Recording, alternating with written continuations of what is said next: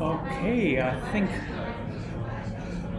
we are ready, and I hope live stream can all hear and connect. I've started the recording now too. Well, thank you.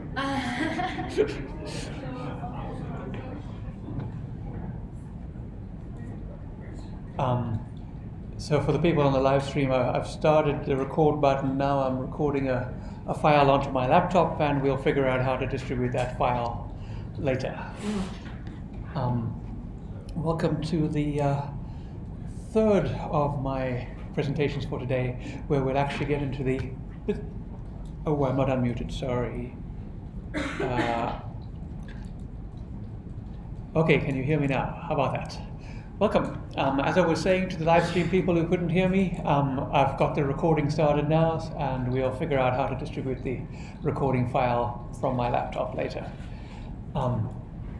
The next section is the fun bit where you get to do damage and be dangerous, actually using the knowledge about the data structures and images and vectors that we have in Earth Engine and start writing some code. You'll remember my first little demo doing the green pixel composite of the Western Cape, and I'm going to be building up to all the operations that you need to put a script like that together. But I will start with a bit of philosophy almost. The observation that drives, or that drove the founding of Earth Engine and drives a lot of cloud infrastructure generally is the inequality, the very much greater than inequality, that the amount of data we have and the amount of data that's coming in is growing at a faster rate than the network bandwidth and the local compute cluster power we have to process that data. The data is outgrowing us. And there's a couple of quotes here from papers and this book by Jim Gray, who's the database guy from Microsoft. We need these huge computational resources, and the best solution is to move the computation to the data. You don't move large volumes of data around if you can help it. And Earth Engine, subscribes to this philosophy wholeheartedly. You move the computation to the data. The question, you can think of it like asking a question of the data, and it all becomes a matter of what questions can you ask and how to ask the questions, correctly and accurately, and in a way that gives you informative answers. And so you can think of writing code in Earth Engine as writing questions about your data, and how do you formulate those questions.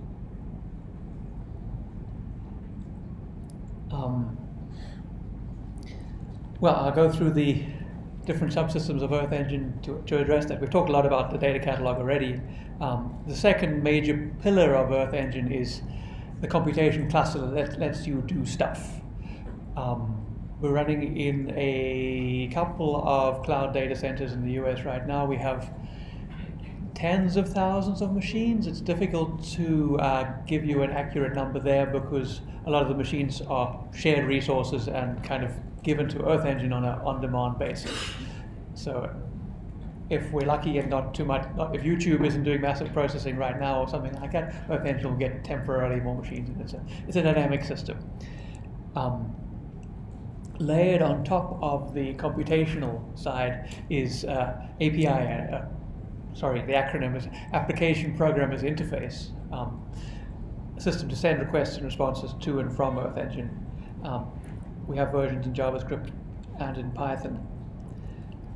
Madhu will be talking about Python tomorrow.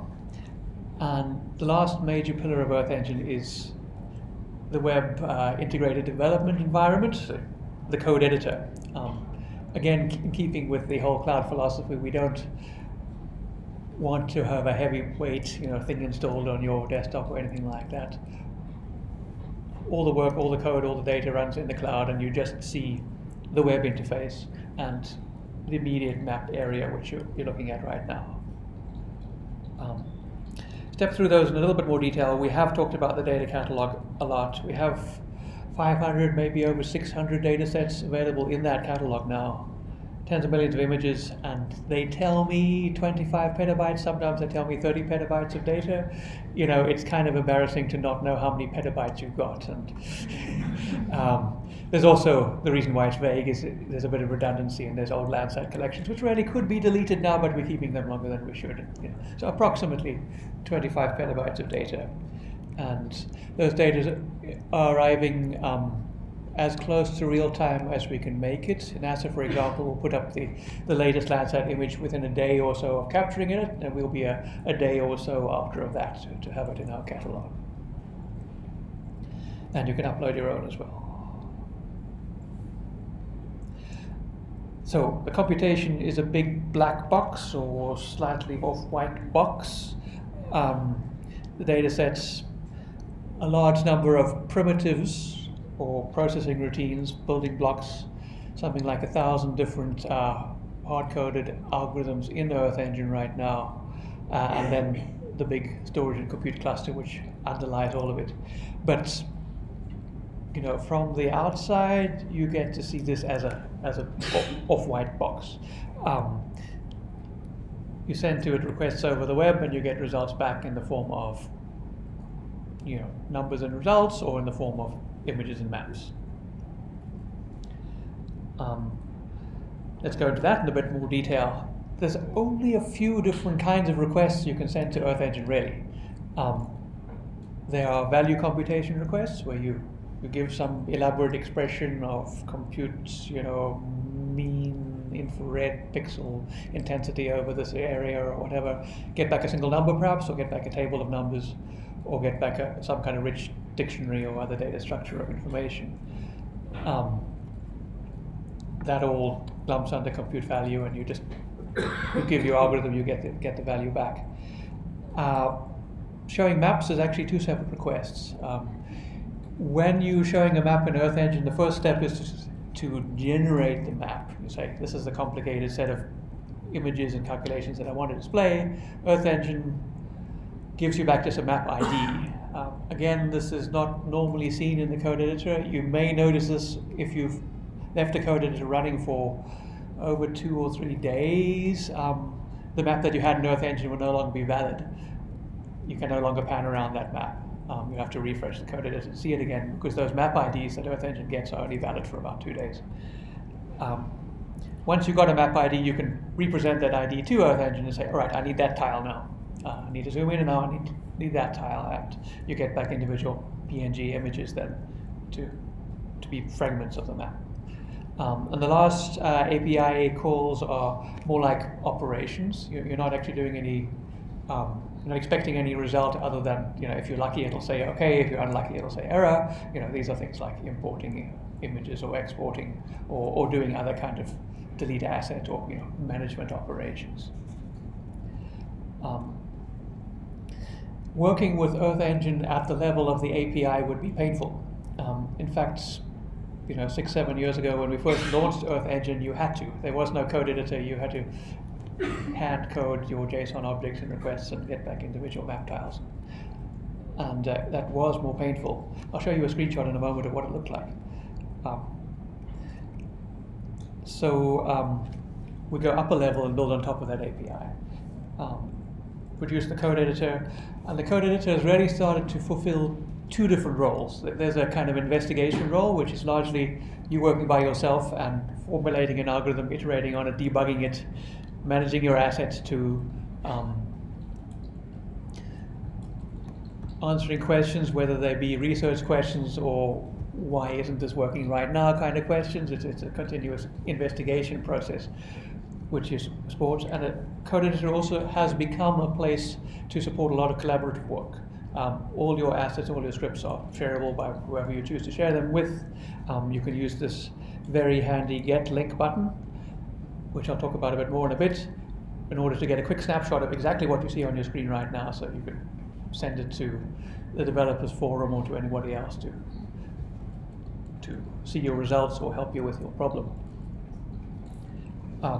The collaborative use cases have become very, primary in what we support in the code editor, and we'll be supporting more of that going forward too. For historical interest, I dug through old presentations and I was preparing this one, and I found a screenshot of the code editor from 7 years ago, when our software director was actually using the product herself rather than just managing people. This map is kind of interesting. It's the non-accessible areas of the world. The dark green is more than 10 kilometers from a road, looking at the road network. So the Sahara, the Tibetan Plateau features prominently, and according to this map at least, all of South Africa is within 10 kilometers of a road. Minor roads maybe.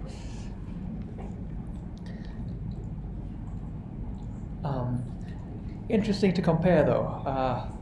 All these features of having the scripts and having online documentation, having your asset management, being able to have interactive code editing and be able to inspect and view tasks, all those features were not there yet. The important one was just save really and run.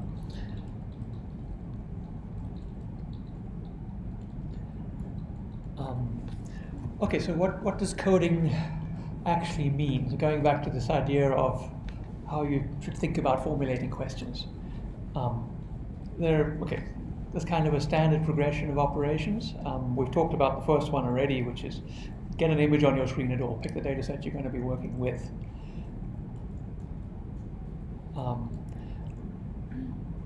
And then you could start doing transforms on an individual image directly.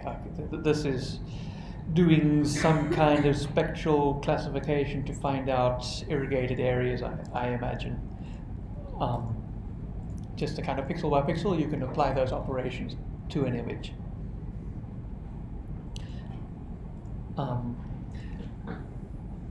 Then there's a few basic operations that appear everywhere, the first of which is filtering. Filtering is what it says. You start with a collection of images and you end up with a collection of a smaller number of images because you've decided to focus on some geographic area or some particular date or some other set of criteria. Then we have a very unfortunate word called map, because we're dealing with too many maps already.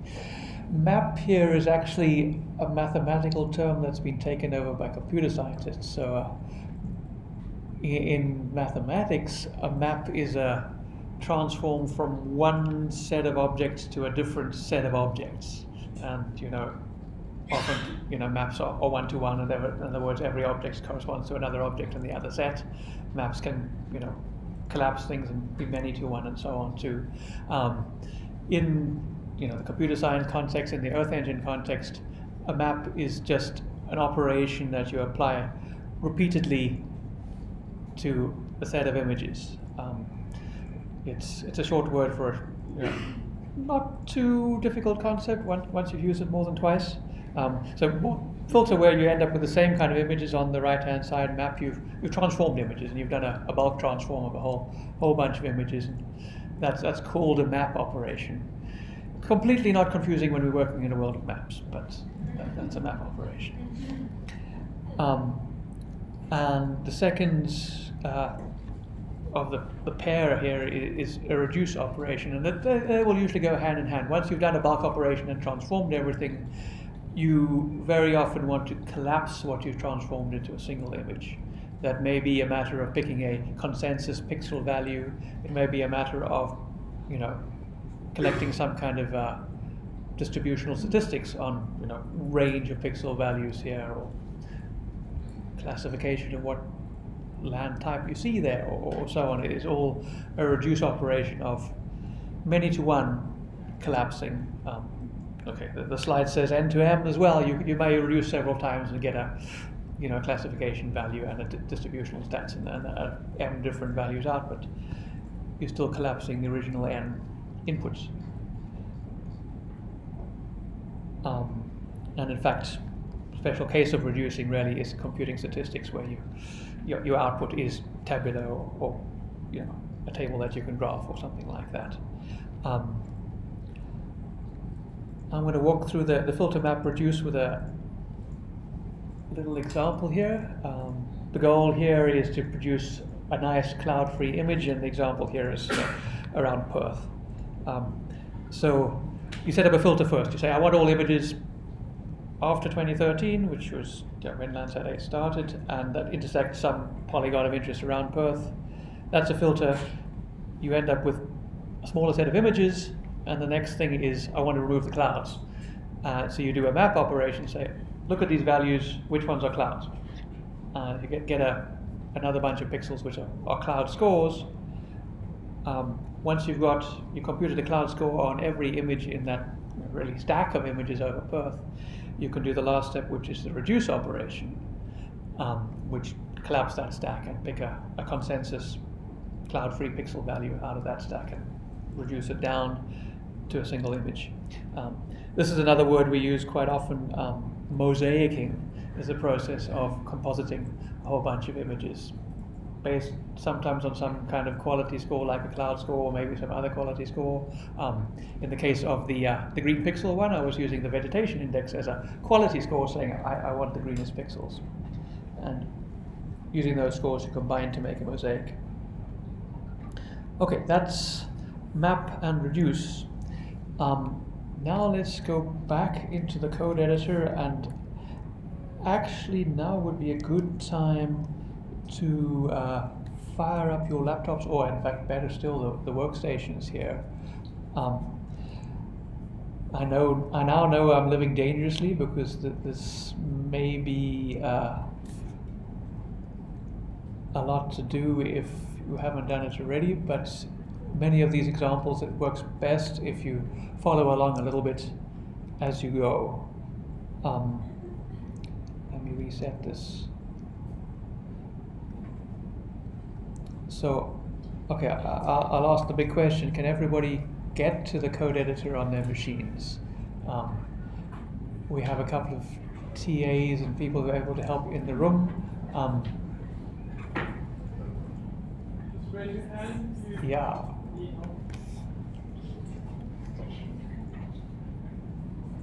Okay, I see remarkably few hands, which is very good. Okay. Don't be shy. Okay. Yeah. Okay. Well, thank you, Alta, for hassling everybody in advance to sign up. Except for Thomas, who Earth Engine has blocked for some reason.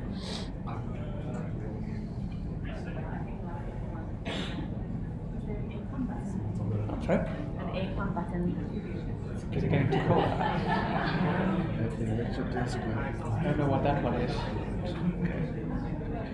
Is it getting chilly?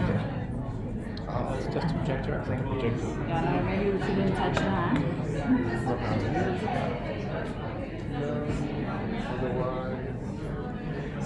Okay.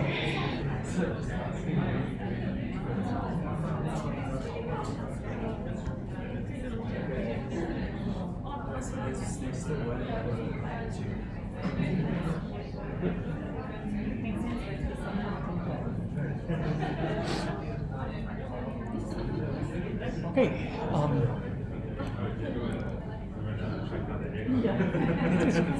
The one complaint.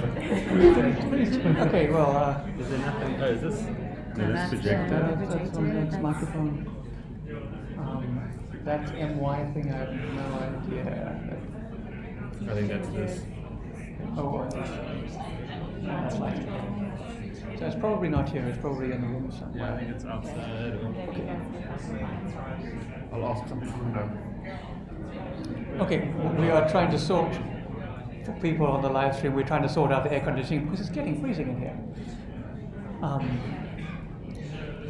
Okay, the first thing I want to just demonstrate and make sure everybody's familiar with is just the basic script management operations. You know, if I have some simple script, and I'm going to make a very simple script to start with. I run that script. Results of print statements always appear in the console on the right-hand side. I now have a script which is called new script, and I've actually, to get in the same state as most people here, I've reset this account. So at the moment, this account, which is DG, does not have any, it doesn't own any repositories at all. So we'll see what happens when I try to save this script. It will say, new repository. DG needs to create a repository first. And, I'll actually call it EZA. Just for demonstration purposes. You should probably not call it EZA if you're going to use it for anything other than the summit. The most usual name, and I've changed my mind, the most usual name is to call it default, and most users leave the script the repository name as default. You only need to create a repository once when you start off, and you can usually work with just a single repository. Once I've created it, it takes a few seconds. It takes a few more seconds. It appears here under one of the repositories I own. I now need to save the file in the repository, and I'm just going to call it hello. When you save a file, especially if you're working on larger projects, especially if you're working with other people, you get to choose to put a commit message with the file, which says, why am I saving it now? What changes did I just make? It lets you keep a little journal of what you're doing. If you're making multiple changes and multiple different people are making changes to the same place, keeping a bit of a journal just helps the collaboration. So, okay, I'll keep a arbitrary message there. That then appears. Got to open it up, but in the repository there, well, I can click on it and reload it again. From this point on, it's like any other save file in the file system. Hello?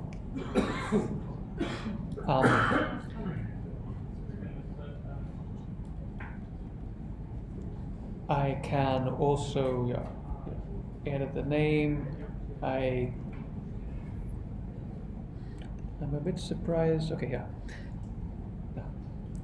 Also on the repository level, there's a gear icon here, a tiny gear icon. I can choose who gets to see the repository, and at the moment it's just my Gmail account that can see anything in this repository. You can add your collaborators' names here. I can say anyone can read if I'm that generous. It also gives you a URL which you can copy and paste. Which looks like that. You can send that an email, and other people will be able to work with your repository as long as you've set them up as a reader or possibly a writer on that repository. If you are used to Git, if you've used Git for other programming projects, you can also work with it from the Git command line. I'm not going to introduce Git here. If you're not used to it, you can. If you are working on a project, again with many collaborators, again with lots of scripts, it is sometimes easier to work from the direct Git command line than working in the code editor.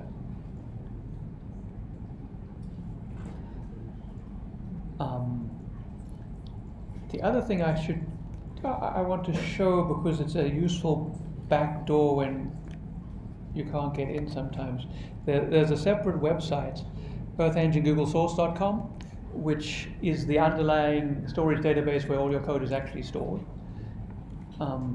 If I go there, that was great. I need to sign in, I believe. Okay, choose account.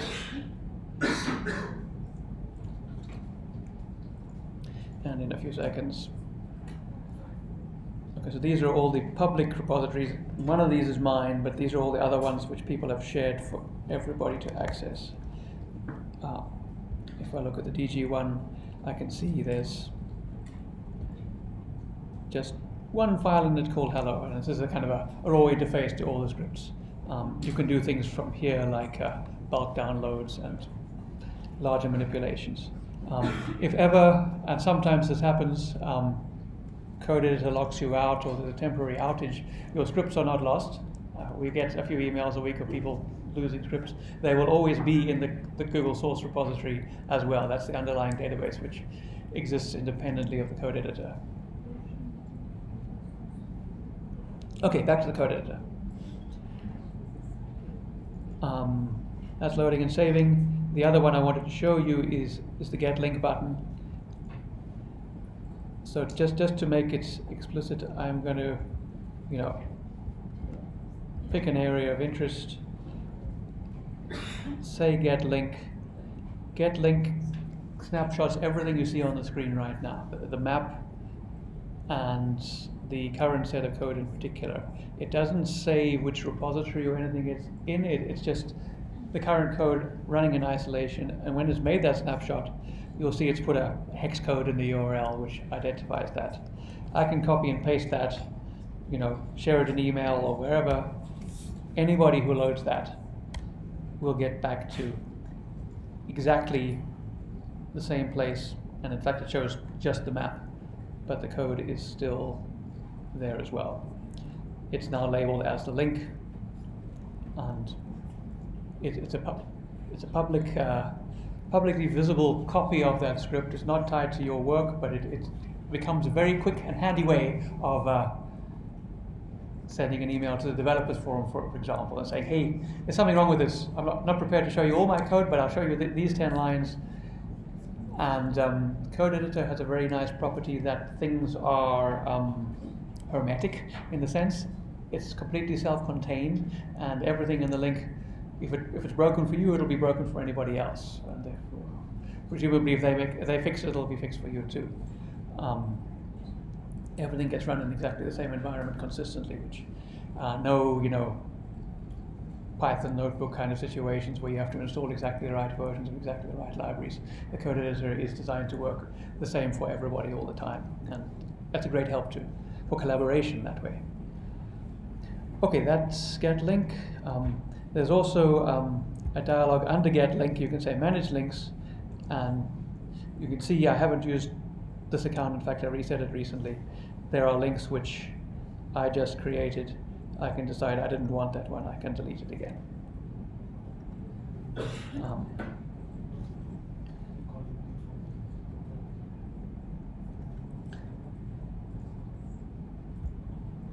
Okay, any questions about just basics of mechanics in the code editor so far? Okay, great. Let's go on to actual code then. Who here has coded in JavaScript before? 50% maybe. Okay, good. This is a bit of a tricky thing to do because some people have no experience and some people have experience, and this is kind of boring and obvious. I'll try and make it exciting for everybody. In fact, there's a demo here we can go to.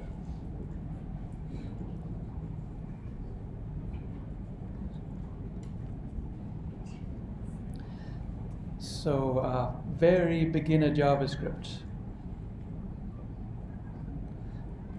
And the first thing to notice is, the stuff that shows up in green, which is the stuff that we started with either a double slash or a slash star, is commented. It's ignored by the language interpreter, but it's very useful to explain things. So variables, first important concept. I can set up a variable called the answer, and wherever I use the answer later on in the code, it will of course be 42. And sorry, is that too small again? Yeah. Okay, better. Okay, how's that? Okay, you can relax now. When I run this, there's a bunch of print statements in this code which just appear directly here. This string will print in the console tab. The next important construct is a list. Open square bracket, close square bracket, commas inside. You can have a list of arbitrary vegetables, and you can then access the list with square brackets. Lists, all in Earth Engine at least, always start with 0. Element 0 is the first element. Element 1 is the second element of the list. The next concept is dictionaries, which are food, bread. Some key food and some value of bread. So when I say print for the key color, we'll get red. And in fact, there's two ways of doing this. You can say square brackets color, and there's an alternative, member access form in JavaScript. Color is a member of the dictionary. You can say myDict dot color, and this dot appears in a lot of contexts in JavaScript. When it's a numerical context between digits, it's a decimal point, but everywhere else, it's a member or a subfield of the object on the left-hand side. The next very important concept in JavaScript is the idea of a function, which is a deferred computation. It's, hey, this is how you do something. I don't want you to do it quite yet. I want you to add the word hello to a string, is what this function is saying. You have a string as input which gets used inside the function and won't be valid outside the function, and then you return some expression which does something with the string. And then when you call the function, it's like applying a mathematical function. Use parentheses in the same way, and you can print my hello function with a string which has a particular value of world, and you get hello world as the message that gets printed. Functions look simple when you first see them, but the number of places they use in Earth Engine is quite large. The number of places they use in software engineering and programming is quite large. There was an early result in the history of computer science saying the only operation you need in all programs is function. You can build out everything else out of the word function and nothing else.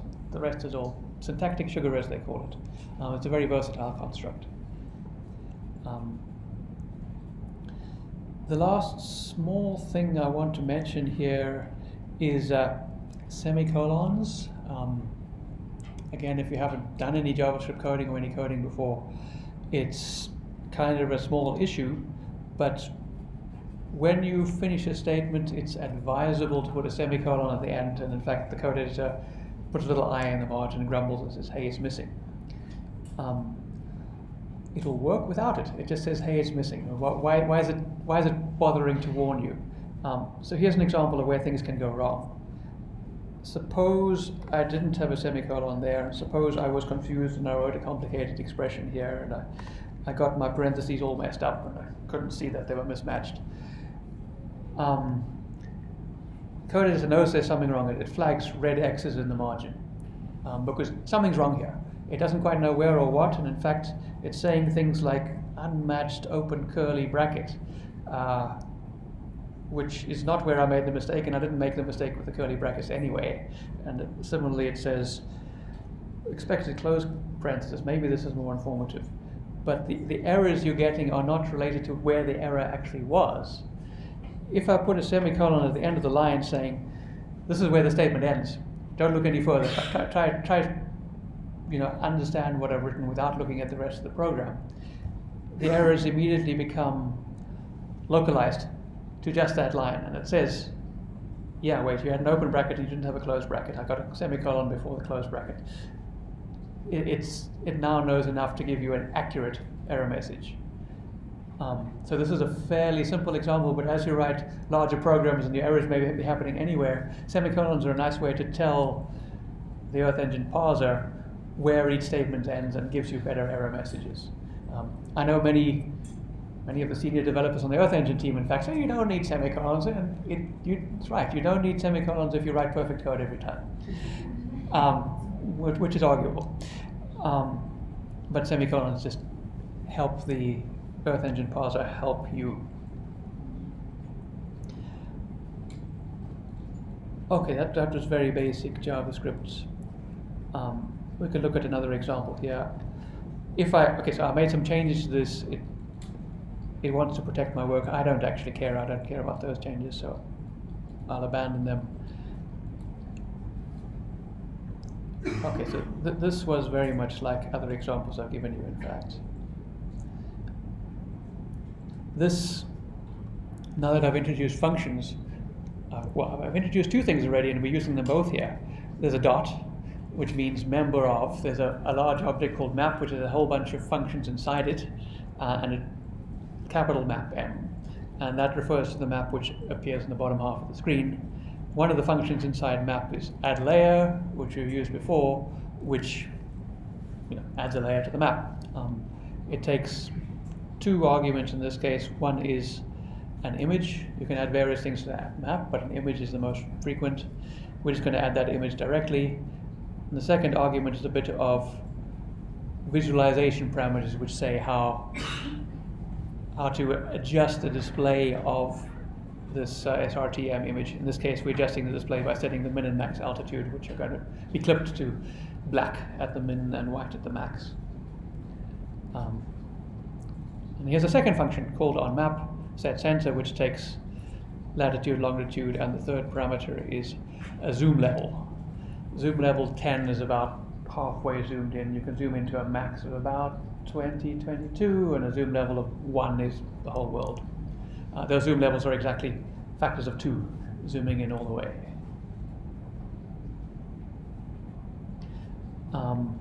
Okay, so those are members and functions. I wanted to talk a bit more about functions. Yeah, functions are useful in a large number of places and for different reasons. The basic structure is what I was showing. You always have to provide a name. You should always return some value, some expression which computes the value perhaps. And then later on you provide that name with parentheses and the two values or other expressions that you want to pass into the function. And most typically you'll assign it to some result. That's the basic paradigm of using them. The most straightforward way of using this is straight reuse. So you've got a function which computes normalized difference or some vector distance or something like that. Wherever you need to do that same computation in the script, you can put it in a function and just call that function repeatedly. It's a straight reuse kind of pattern. But there's a second pattern of deferred execution. You say, this is what I want to do, but I don't want to do it yet. This is the function I want to use to transform an image, for example. Then later on in your script, you've got a collection of images, and now you can apply that function to that whole collection. This is the map, the other map operation that I was talking about earlier. You want to apply a set of operations in parallel to a large number of images, and you specify the operation by writing a function. There's a third major use case for function, which we'll talk about a bit more tomorrow, in fact, which is what they call a callback function. When you click on the map or when something finishes loading or something else happens, you again can specify a function and say, hey, when the user clicks on the map, do something. This paradigm of a bunch of code which you need to execute later happens all over the place. Let's look now at the Earth Engine library itself. There are a large number of predefined functions there. Too many, so I tried to make a list of the 20 most useful or most important functions, and I came up with about 21, I think. But the first category of functions are two we've seen already, the print and add layer. And I'm calling these rendering functions, and there's a very small number of these actually. Things which actually cause Earth Engine to do something, to actually start up the engine and produce a result. Most of these other var definitions and function definitions, you can hit run and nothing will happen. It'll say, oh, if there's a syntax error, you're missing a parenthesis or something like that. It doesn't actually, evaluate the computation. It just, says, okay, you've defined that, now what? Print will actually get the computation to run. Adding an image to the map will actually get a computation to run.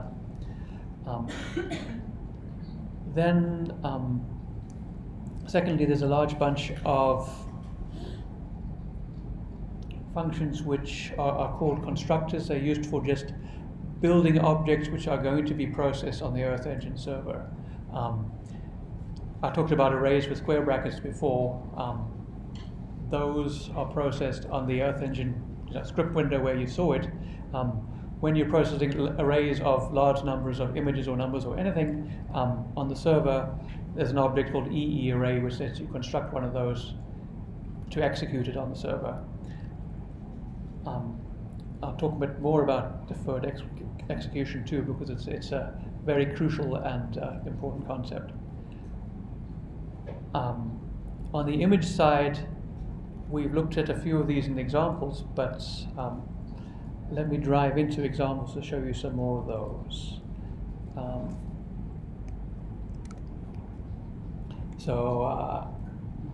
This is a good example of working with images. I'm going to share out these repositories, put it on the website, and put these slides on the website, at the end of the day probably. So let's read through this a line at a time now and see what's going on exactly. We've defined at the top a Landsat collection, and we did this, directly by searching here. I could have added another one here too. If I search for Landsat, it'll load. Oh, we had Landsat 8. Let's say I wanted to load Landsat 7 as well. Clicking import is the quickest, easiest way to load it. It added this one line to the script automatically. This is the Landsat 7.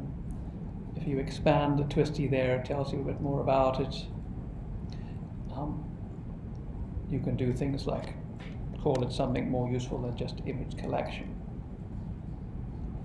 So once I'd set up the import for Landsat 8, I called a function which was a member of the Landsat 8 object.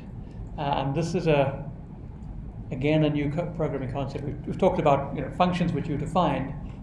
This Landsat 8 object, which is an image, has functions which are often called methods attached to the Landsat 8, the image which is Landsat, and these typically transform that image. It's an image collection in some particular way. The particular transform we first want to do on this image collection is a date filter. We're saying take this whole collection, and instead of using every single image in the collection, I only care about the ones from May 2016. That function, when it returns a collection again, but just a filtered collection of fewer images.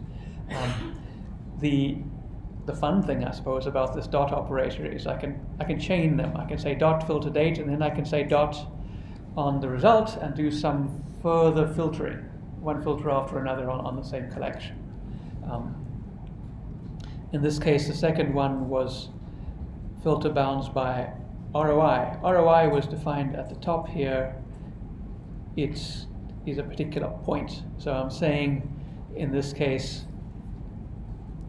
take that collection of all the images and filter it down to just the images which, it's only a point, but which intersect with that point, which contain that point, basically.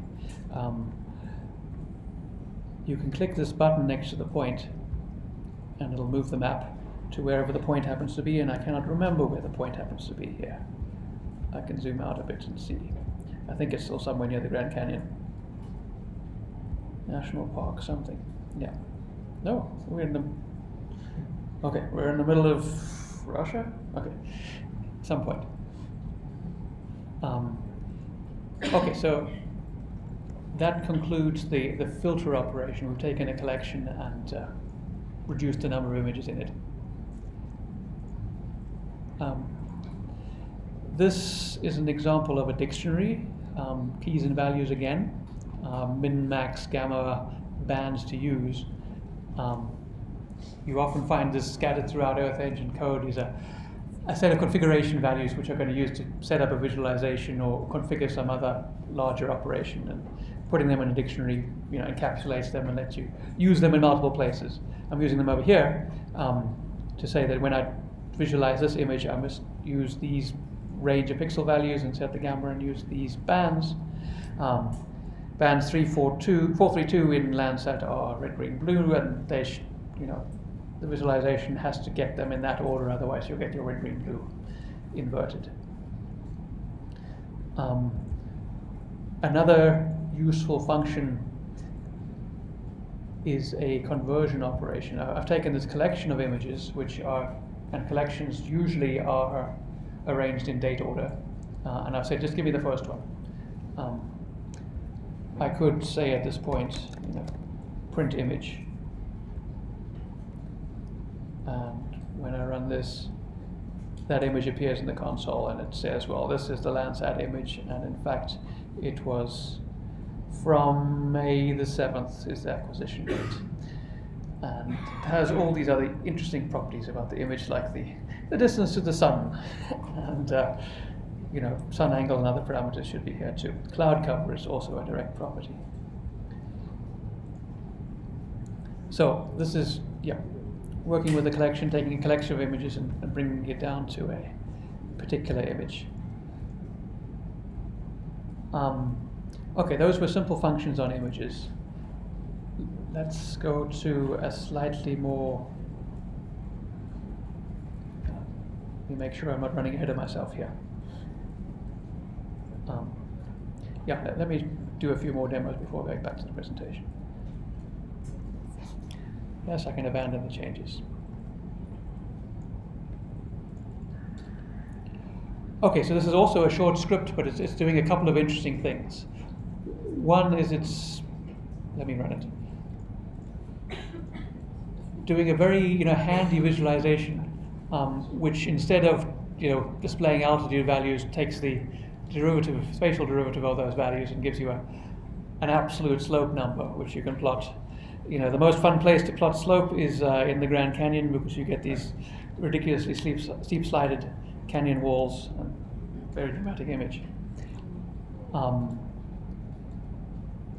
The terrain class has many other interesting features on it too. Now is a good time to introduce control space. Okay, so I've got to position it there. Just after the dot of terrain, I press control space, it says, oh, what kind of terrain function? And terrain has slope.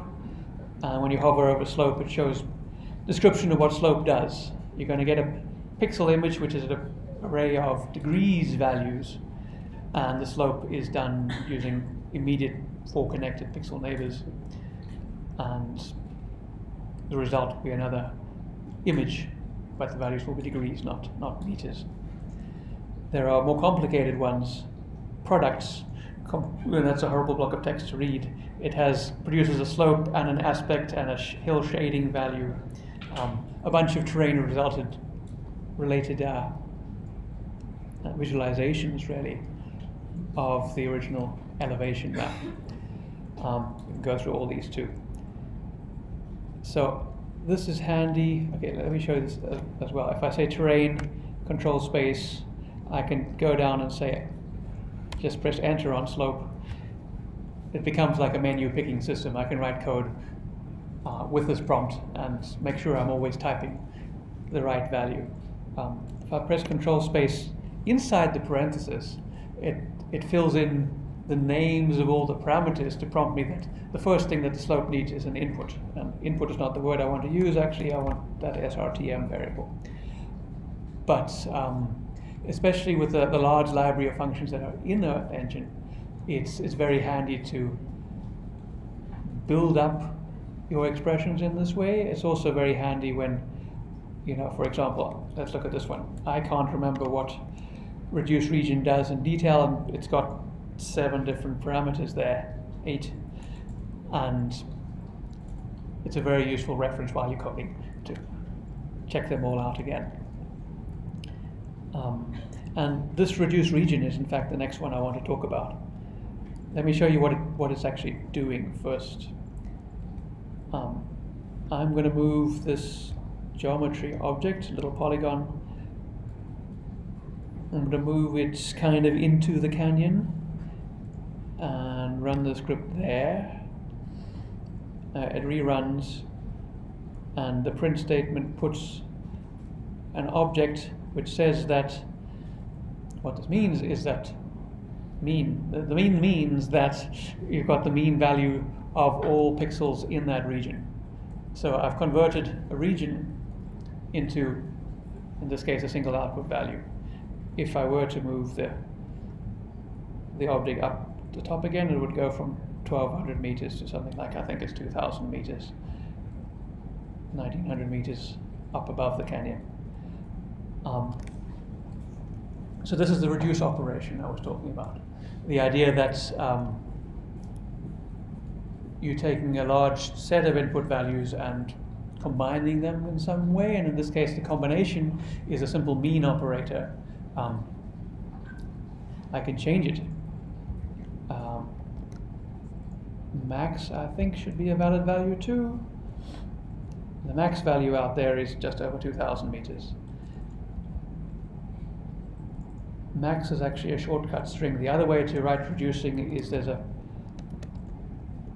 set of functions called EE reduces. I'm going to use control space to show you them all.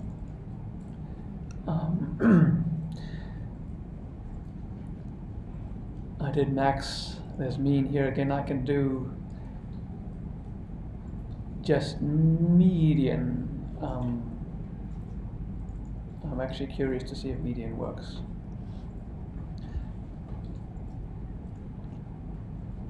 So running the same thing with the median reducer gives me the same kind of value as the mean, really.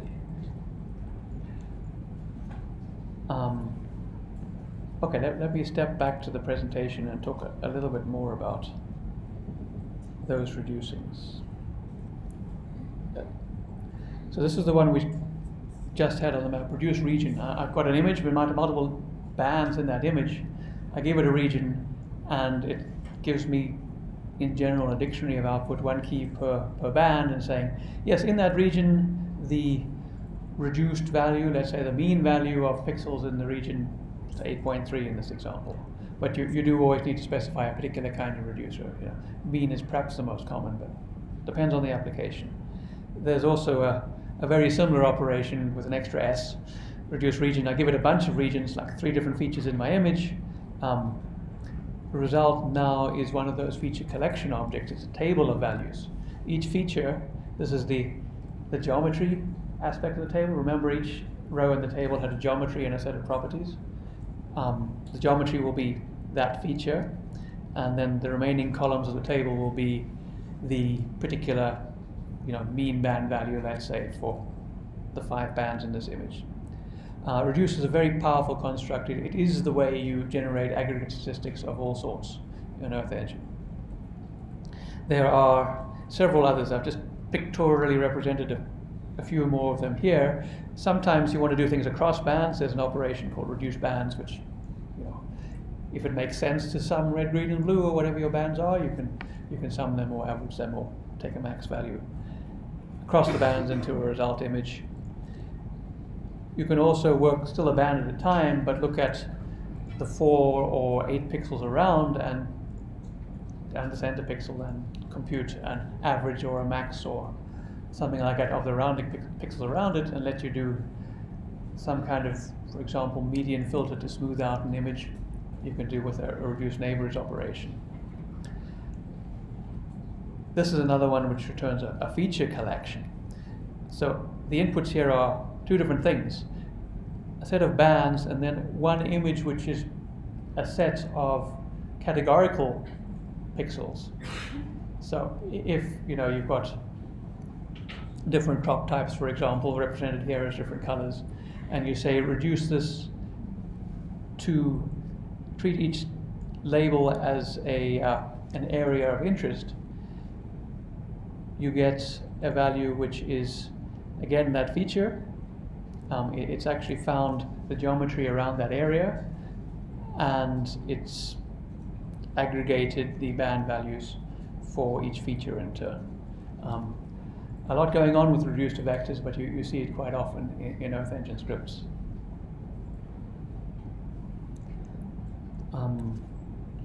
I skipped a slide back here. Yes, okay, I think I covered this a little bit as I was showing you the code editor.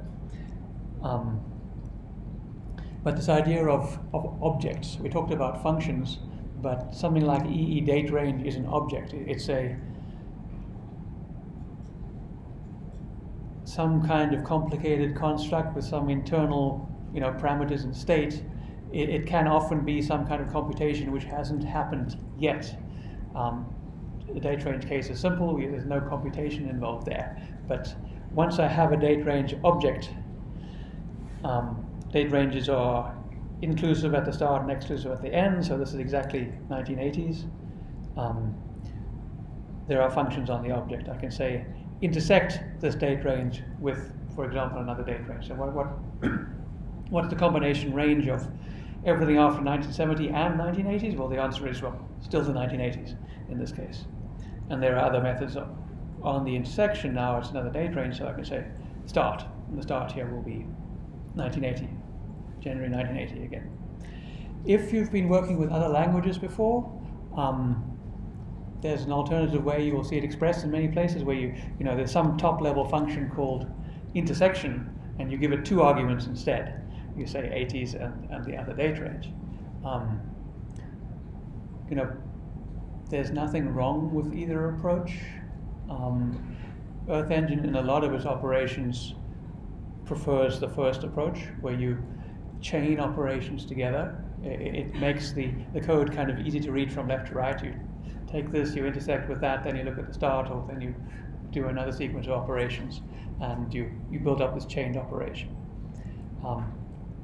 The last thing I want to say about the object system is that wherever you see EE dot something, it's representing a computation which won't run on the browser. It's a computation that will run on the Earth Engine server cluster. And this is starting to address that whole thing I talked about right at the beginning, about formulating questions and how you get a short program to work on a very large set of data. And the answer is basically you have to have some way of wrapping up that program into a way of specifying a computation which gets run somewhere else.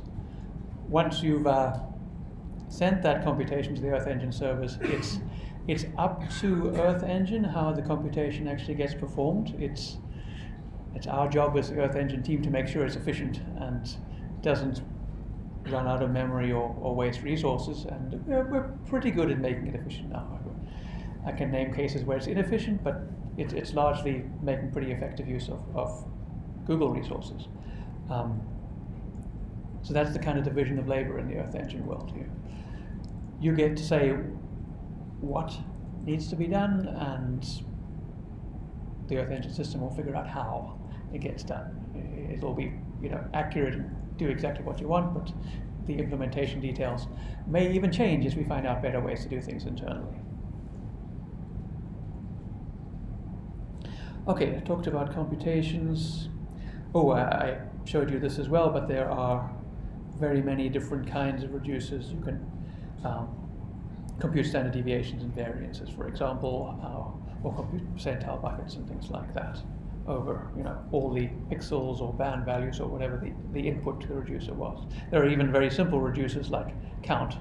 Don't do anything with the values I sent you, just tell me how many you had, which is surprisingly useful sometimes.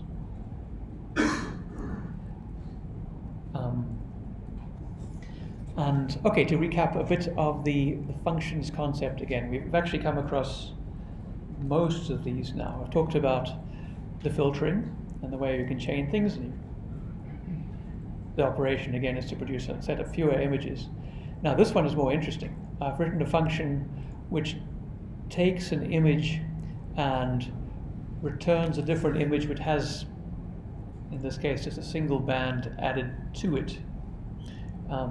So it's worth taking this slowly, a line at a time. We've taken an image, we've called a function on the image, which is this normalized difference operation, which is if you give it an A and a B, it's going to produce A minus B over A plus B. In this case, using the infrared and the red bands. the result of that is another image with a single band with the result in it. And once we've got that image, we can add it back to the original image with this add bands operation. And you'll see a lot of code like this in Earth Engine of taking images and combining them into a single image, or the other one lot listed here is the opposite, the select operation, taking an image and deciding which bands to pick out of the image. Once we've written that function, we can now apply a map operation. In other words, take all the images in the collection and do the add ndvi operation on each of them in turn, and give me a new collection which is the same number of images, except each image now has the one extra band. So in other languages, you might have written this as a for loop, for each image, process it, then save it or output it in some way. The reason why it's written as a map is, one, because it's short. It's a very versatile format. And the other one is what I was saying about letting Earth Engine figure out how to do things optimally. If you do something as a for loop, you're being very prescriptive and saying, do this, and then this, and then this, and then this. If we have 20,000 machines to process a job, writing instructions one operation at a time means that it has to all run on one machine, and once that machine is done, it can do the next one. If you write just the what without the how, you can say, just do it all. The Earth Engine system can figure out, well, I've got many machines available, that each machine can do a part of the computation. It allows the system to be a whole lot more efficient when you just give it the minimal what side of the specification. And lastly, we talked about reduce, another function on this collection, which takes some kind of reducer, in this case a median. And composes them all into a single image. Yes? So the map function is something I've always found really irritating about. I like all these hard questions. Just because it's hard to find. If you go to docs and you search map, you get all the capital. Yes. You never get that. Never get that. It's impossible to find. So if you try to find out more about how you can use them, whatever you can get it on blogs and things. Really Yeah. Okay. How easily can I find .map? Okay. If I. That was a bit too easy. I didn't expect to succeed immediately, but the thing that worked to my advantage here is because this thing is case sensitive. If it was capital M map, it's. Oops. Okay, it's not case sensitive. Forget that. But it is looking for the dot operator. Dot map pretty much identifies uniquely that it's going to be a map function.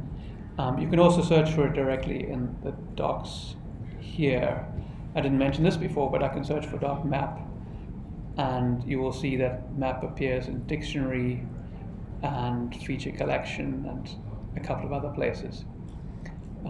Not a perfect match. I don't know why it's found these as well. But yes, it is an unfortunate name. It's two worlds colliding, where both had a very obvious word for the. Yeah. Okay. The control space is very useful and very hidden. Yeah. Yeah. So if you haven't found this, there's also a list of all the shortcut keys in the help menu here.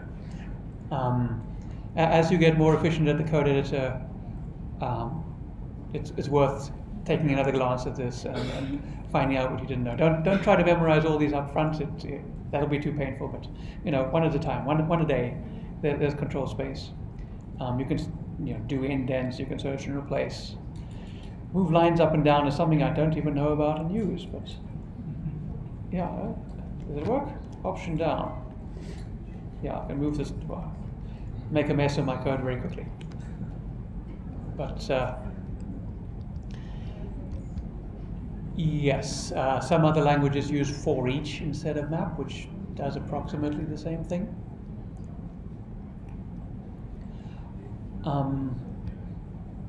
Any other hard questions?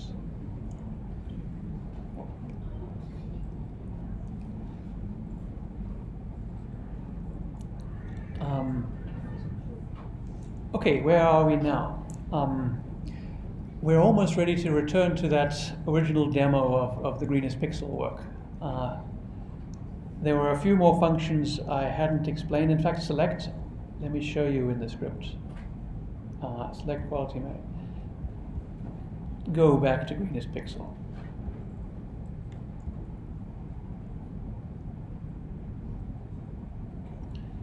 I'll work on it again.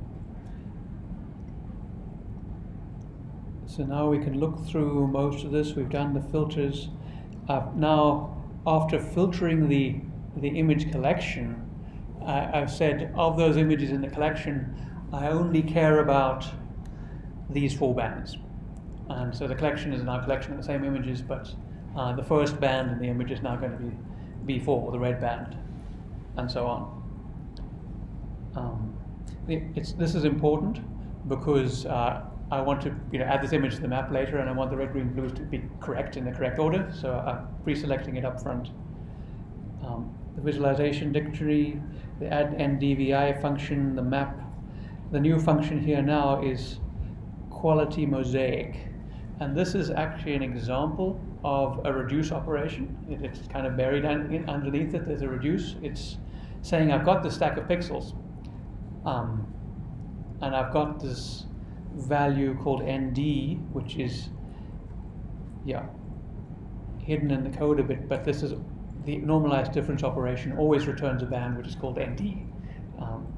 You have to read the docs or discover this to find it out, but you give the ND to the quality mosaic band and say, now look at that stack of pixels, look at the ND band and pick the pixel in that stack which has the highest vegetation index, and that's going to be my greenest pixel.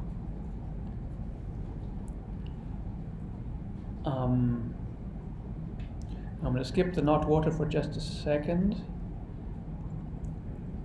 but the rest of it is a straight reducer. We've got a median reducer now. We've done the median pixel in the stack and got the reasonably cloud-free median. The second one is I take the greenest pixel, I do one last thing to the greenest pixel, as I'm adding it to the map, which is a masking operation. We talked about how an image, each pixel in an image can be masked, and you can say, well, really work with it to add it to the map or not. And I've created a set of masked values called not water, which means I only want the pixels which are not water. The way I computed that, let's go back to here, is to take a different data set. So this wasn't Landsat, this was computed completely separately, registered differently, different size pixels, it doesn't matter, and said, I want to pick a masked value out of the elevation map, and one of the things the elevation map just happens to tell me is this water? There's an individual bit in the numerical values of that image. Bit number 2 is water, not water. And by saying that bit should be 0, I'm saying, if in effect, only look at the pixels which are when the water bit is 0, where it is not water. Little bit of complicated, pixel arithmetic here, but you end up with again, just an image which flags land areas. When I pass that into the masked thing, it says, now, composite that with the original image and get the land areas. And that's basically it. Set center will zoom into Stellenbosch. The last thing I did here was a size operation to get that size of the full filtered collection, 1 million images, and a filter bounds operation. Okay, this is a bit subtle. There's a map.getBounds thing, which is what am I looking at right now, which is useful for some computations. I need to convert that to a rectangle, and then say of that filtered collection, look at the images which are on the screen and count those, and I get 369 as a result. This is an example of Earth Engine code you just have to look up in the end. There's always one little bit of extra functionality somewhere which, performs the right trick for you. Yes, at the back. I use this method to build a situation where I have missing pixels or no data values. And I use this method like I'm working with Landsat, and then I got some no data values, and then I want to use modules, which in that case is having the data for that region. Can I use data from modules to build the Landsat data value? Yes, exactly. It becomes. Sorry, I should repeat the question. If I have working with both Landsat and MODIS data, and I want to only work with the Landsat data which has valid values in the MODIS set, if I understand correctly. Yes, you could do exactly this kind of masking operation. You can create a mask from the MODIS data and call update mask on the Landsat data, and you'll end up with Landsat, a restricted set of Landsat data.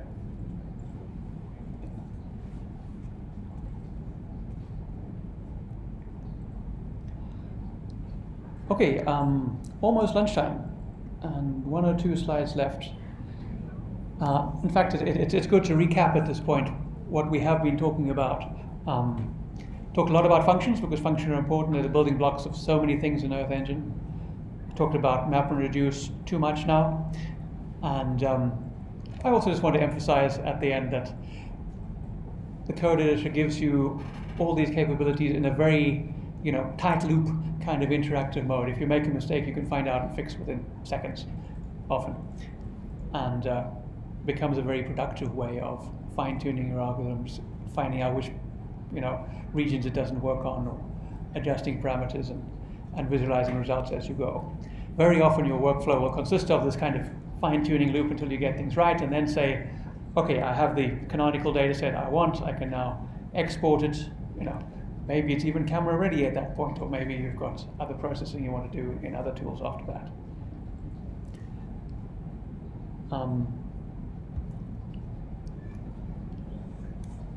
I wanted to make a interesting observation. I've hinted at this once or twice before, but all Earth Engine scripts can kind of be broken down into separate sections like this, and even if a script is not broken down this way, it becomes a useful way of reading the script. You'll always have imports at the top. Where is it getting stuff from? And often those imports have been automatically added by searching and so on.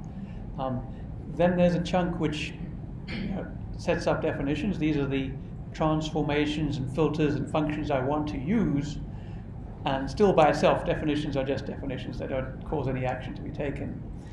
And then in this order at least, very few functions actually take action and cause something to be rendered. Add layer, print, export. I haven't talked about the UI functions yet, but actually putting stuff on the UI is rendering as well. So the reason why it's useful to think about it this way is to make sure that your functions are simple operations. That you can put new definitions inside the functions and say, well, you have to find NDVI inside this function. But if you start mixing these concepts, you are going to have a bad time very often. If I started saying print or map.addLayer inside this function,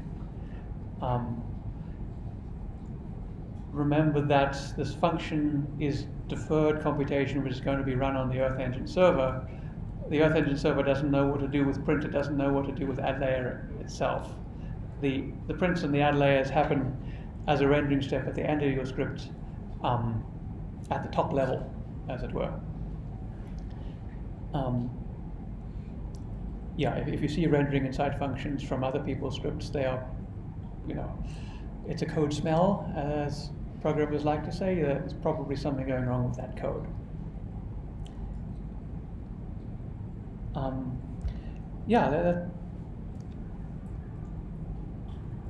Wrap up with a few hints, and this is going to become more useful, and as we go into the build-a-thon and actually working with code in the afternoon, maybe we should come back to this. But as you're building up scripts, you will be making mistakes.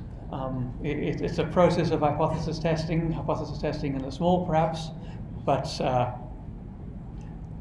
something unexplained will happen sooner or later, and probably sooner. A few tips and things to get you through this. The one is to visualize things as you go. Get halfway through your script, you've got a value which you think should be a single image, you think should be 100 pixels across, print it right then and check. Check every result as you go. Don't write 100 lines of code and expect the last line to work. You can also write checks as code. If you expect this image to be half green, then write a quick test to say count number of green pixels and see if it is half green. You could, even if that test does nothing, functional for your output, you want to at least make sure that you're correct up to that point.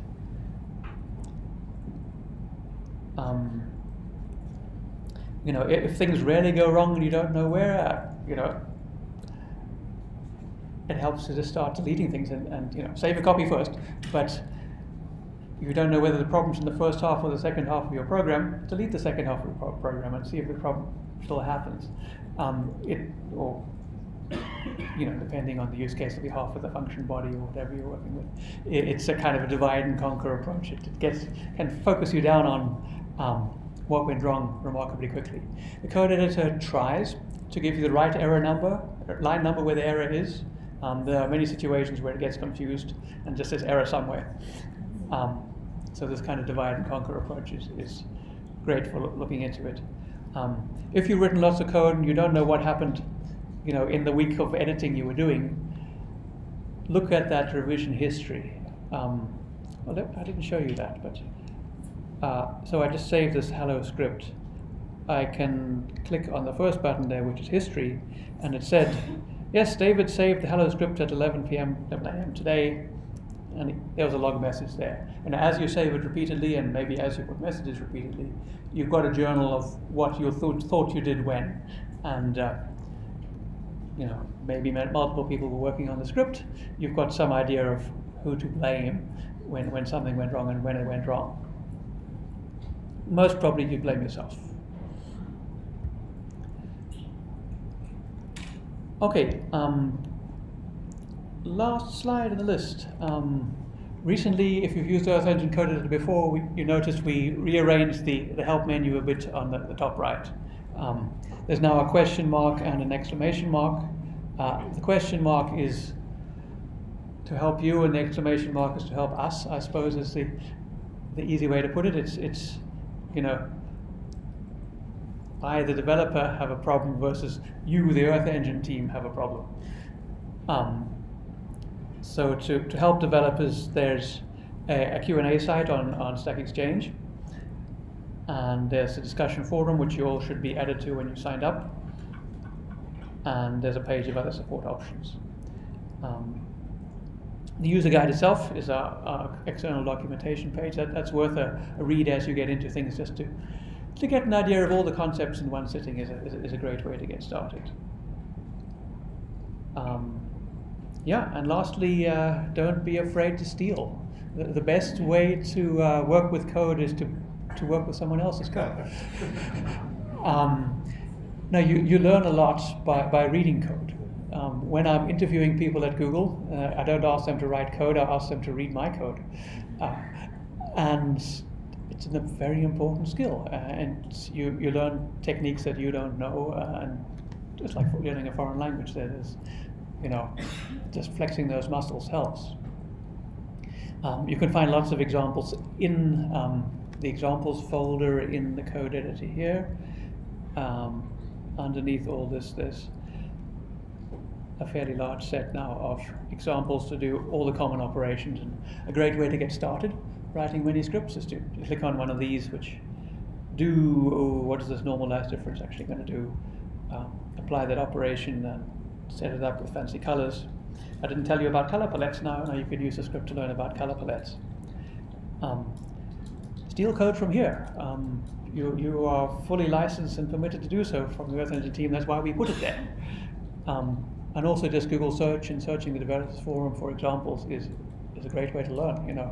Read one script a day and do that kind of exercise is a great way to get up to speed. All right, I hope you enjoyed this walkthrough of coding. Any questions before we go for lunch? Yes. We have Badu before lunch. Oh, sorry, lunch is at 1, not 12. Okay, so any questions before Badu? I was getting hungry. Yes. Is there a way to execute selected pieces of code, or do you have to run the whole script at once all the time? You do have to run the whole script at once all the time, but two things. One, it's quick. Comment out. Yeah. Both. So if where go away? Oh man, how do I make this thing go away again? Okay. Okay, I'll put it there. I wanted to go here.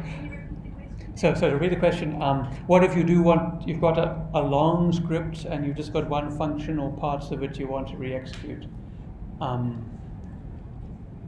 Quick way is, my first comment was scripts usually run reasonably quickly. There's no harm in running it all. Even if you're setting up all the variables again, it's still quick. And you can also comment out bits. If I do that, it's command/, on Mac. You can comment and uncomment with a single click.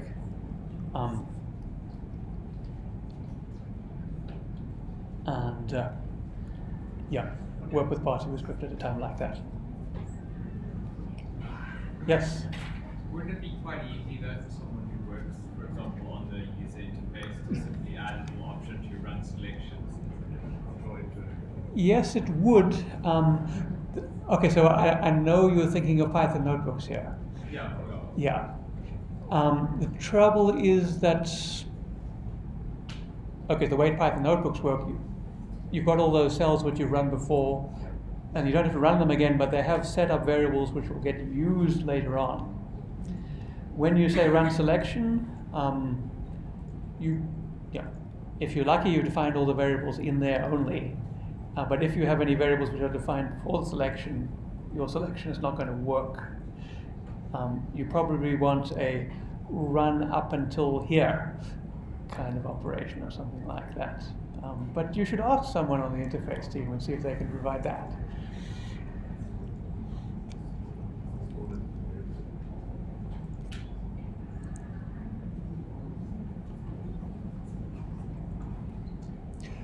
Okay, that's me done talking for the morning. Thank you, and I'm going to hand over to Madhu. We'll take a few minutes to connect computers and things, so if you want to run off to the loo or anything, now is a good time to do so. Could you just fly the program for the virtual people?